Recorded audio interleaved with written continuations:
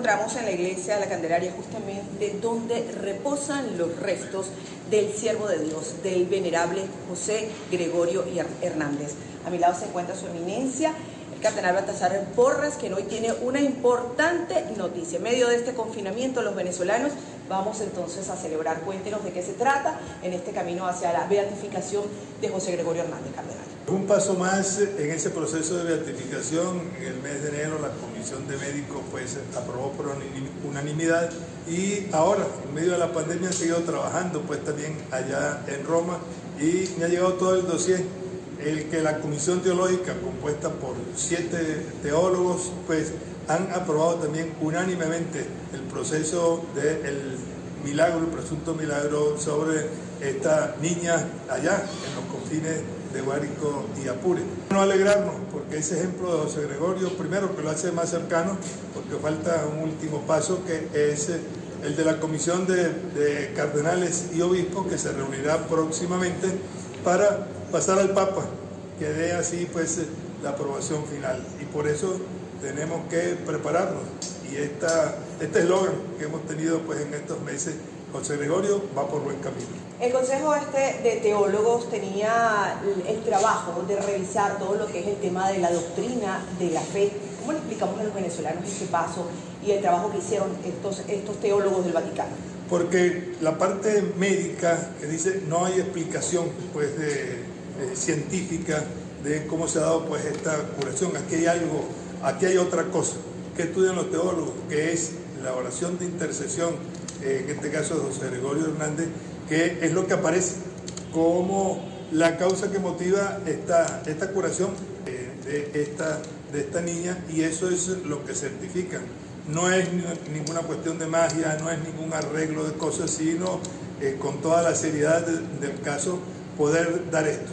Falta el paso siguiente, en el que la comisión compuesta por cardenales y obispos examina todo el expediente, diríamos así, todo el juicio, todo lo que se ha hecho a lo largo de este tiempo, para dar su veredicto final y ponerlo entonces en manos del Papa Francisco para que decrete, apruebe la beatificación del venerable José Gregorio Hernández. Eminencia, estamos hablando ya prácticamente entonces de tiempos.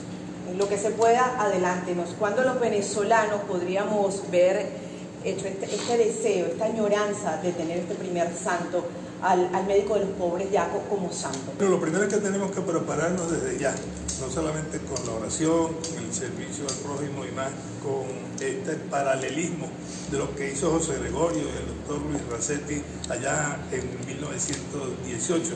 Y estamos programando toda una preparación espiritual, una preparación de trabajo, una preparación de servicio, algo así como lo que se hizo para la primera visita del Papa Juan Pablo II, ya entre el 84 y el 85, una misión que tiene que ver para que pensemos en la pospandemia, qué ejemplo nos deja José Gregorio, y también para que hagamos no solamente un reconocimiento, sino que valoremos lo que significa ese mundo sanitario, médicos, enfermeras y todos los que sirven allí para la salud del alma y del cuerpo, de tal manera que todo esto nos llevará algún tiempo, una vez que el Papa lo decida, y Dios mediante, que en fecha que determinaremos en su momento a comienzos del próximo año, podemos estar deseando que esto se haga una realidad, que es el sueño de los venezolanos desde hace mucho tiempo.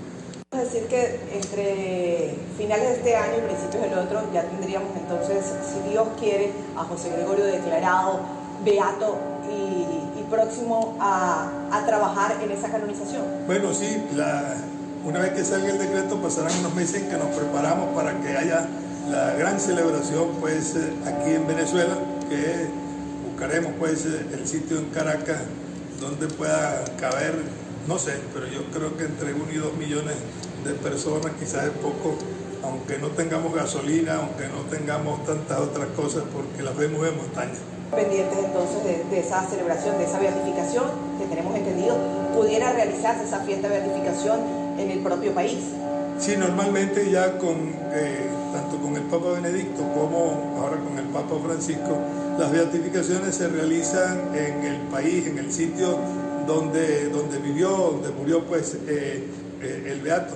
Las canonizaciones para declarar a los santos normalmente se realizan pues en Roma, en San Pedro.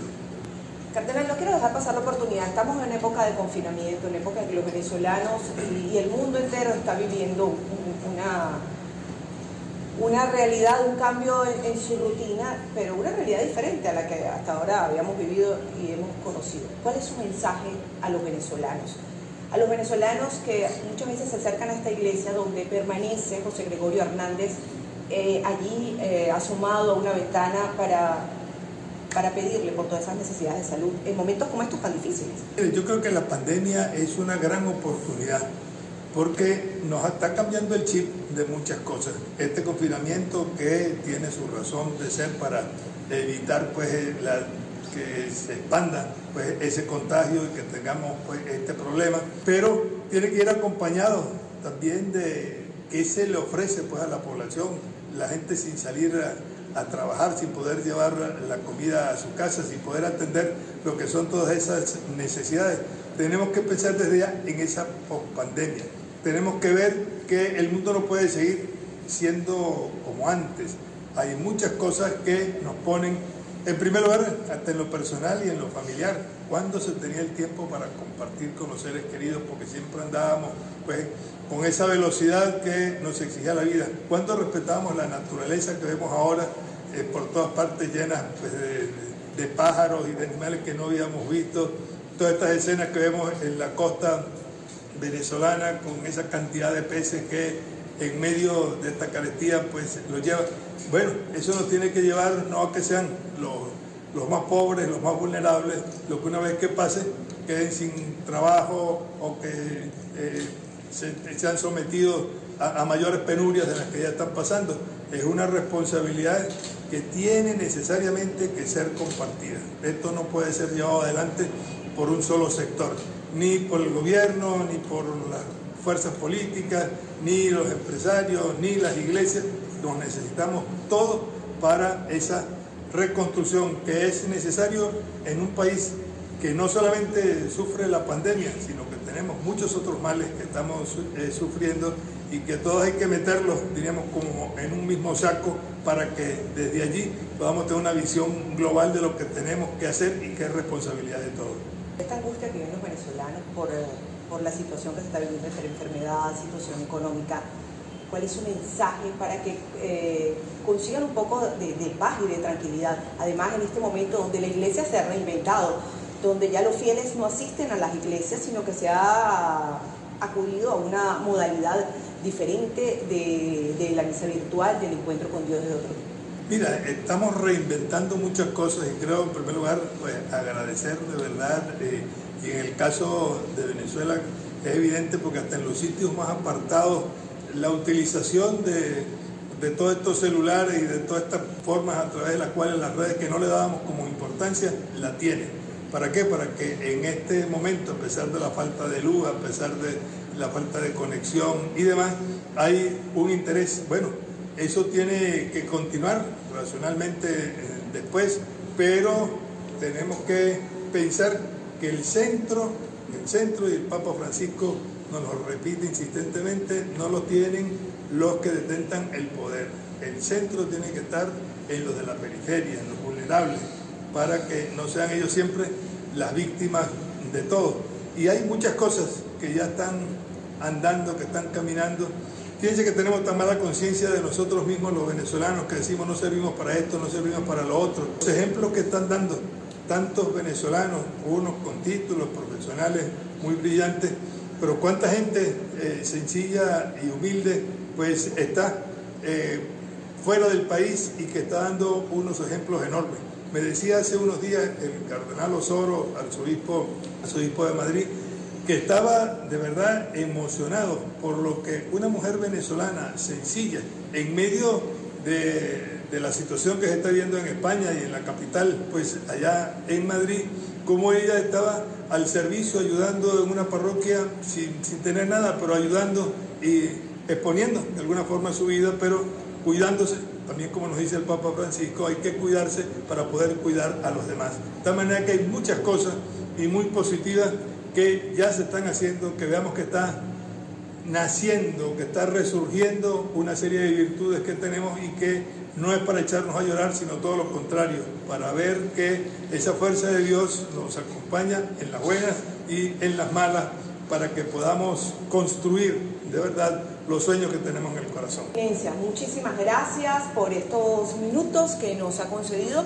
Nosotros entonces los dejamos con esta buena noticia en medio de este confinamiento de la pandemia causada por el COVID-19.